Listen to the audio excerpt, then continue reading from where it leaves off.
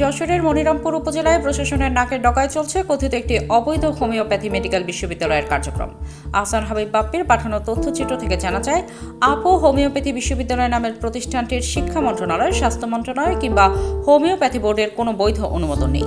এর আগেও 2025 সালের জুলাই মাসে ভ্রাম্যমাণ আদালতে প্রতিষ্ঠানটির পরিচালক সুশীল কুমার দাসকে 1 লাখ টাকা জরিমানা ও অনাদায়ে 2 মাসের কারাদণ্ড দেওয়া হয়।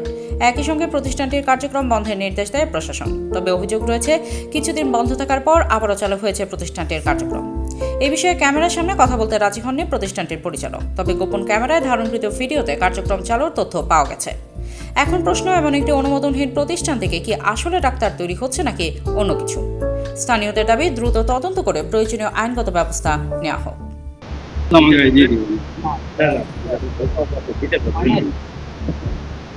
না না, আমি এখন দিব না। আপনি আমার এখন রিকোয়েস্ট করবেন না, কালকে আসেন, কালকে খাইয়ে যাবেন, কালকে আসেন।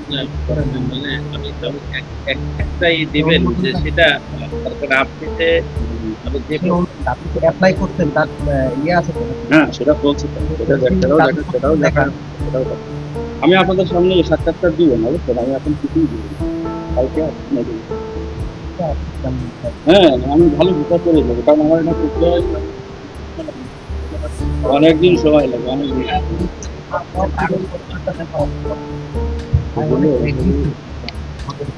না না না, সাংবাদিক মানে মারিয়া লাইন, তা বোঝেন না? আমার দেখছে, বুঝলেন না? আমি আমার ভিডিও যেহেতু আপনারা দেখেন অবশ্যই আমি সারা বাংলাদেশ আমাকে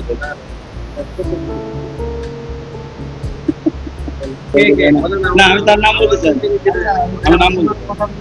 আমি নাম বলতে চাই। আপনারা দেখেন, আর আমি যেটা দিলাম যেটা সত্য সেটাই সত্য। আমার নাম কোনো বিরোধিতা করে আর আপনি আসবেন, যদি না আসেন আমাকে ফোন দেবেন।